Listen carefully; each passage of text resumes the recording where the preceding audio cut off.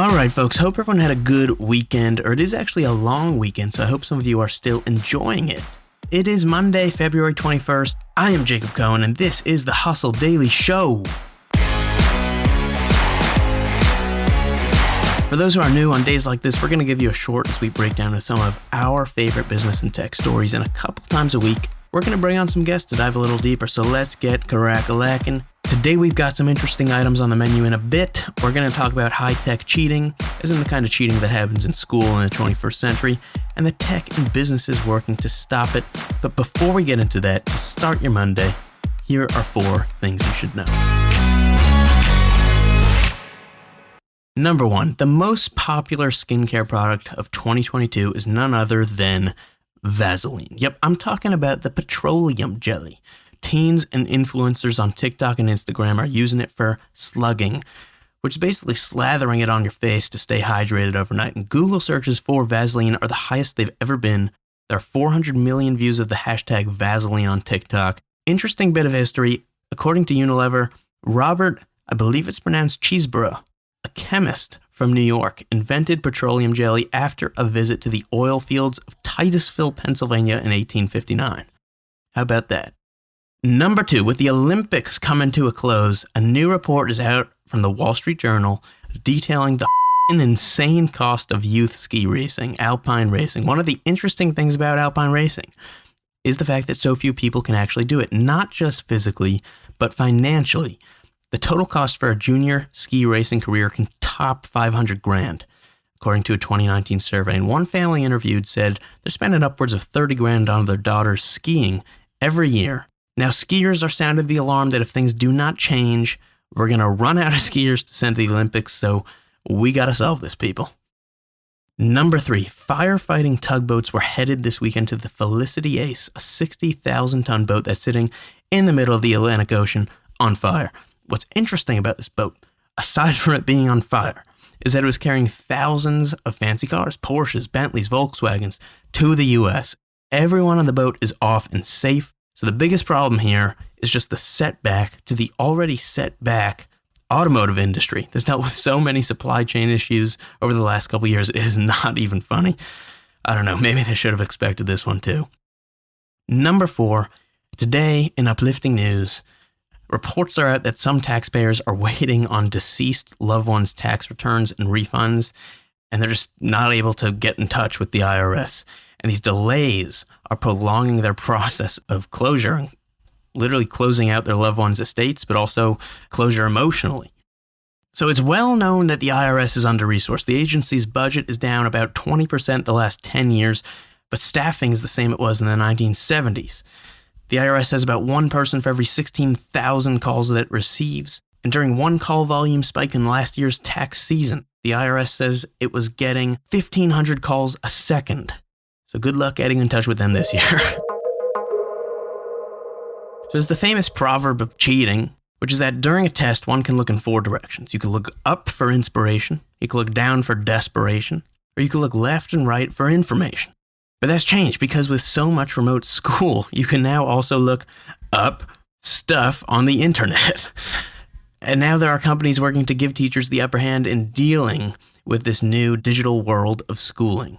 Remote learning has created a whole new challenge for educators because of this. How do you keep a student from cheating when they're taking a test from the confines of their bedroom?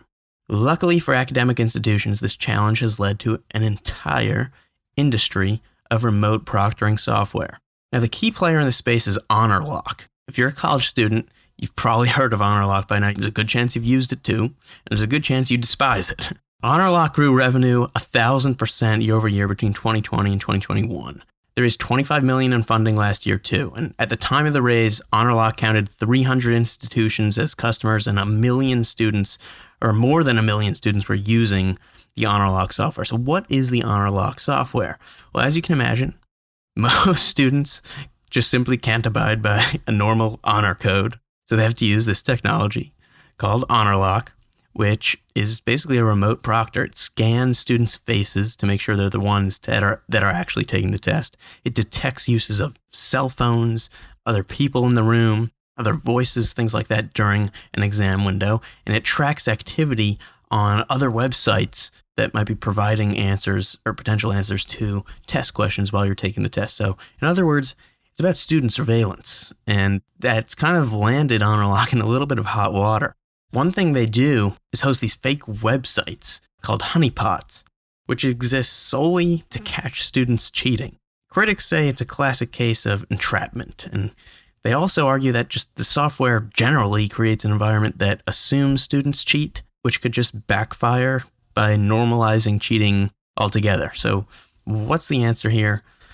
I guess one possible solution is just, switching to kind of different testing methods. In my personal experience, a lot of teachers switched once COVID hit and everything went online to timed open book tests, but with questions that have answers you can't just quickly find on Google.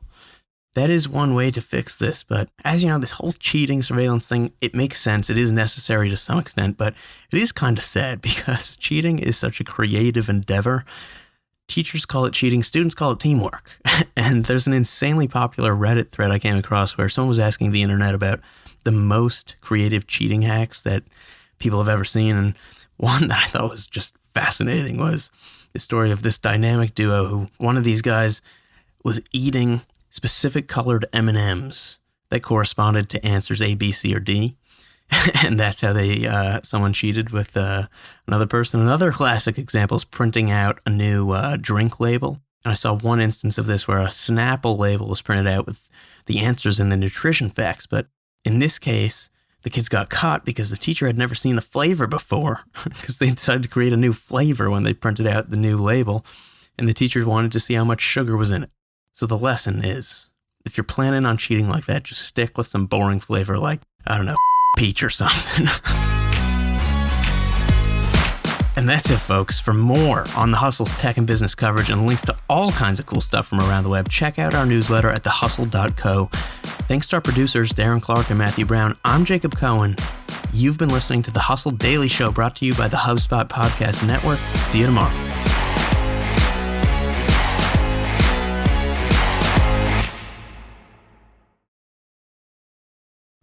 Hey guys, if you listen to the Hustle Daily Show on Google Podcasts, we want to let you know that the option will no longer be available pretty soon. Google is sunsetting its podcast app sometime in early 2024 in favor of YouTube Music, and we want to give you a heads up before it's too late, since that time's almost here. The Hustle Daily Show is available everywhere and anywhere that you listen to podcasts, like Apple Podcasts and Spotify. If you're using YouTube Music, we are there as well. If you're an Android fan, there are plenty of apps like Overcast, Pocket Casts, Player FM, and more. So just search for us wherever you decide to listen to your favorite podcasts.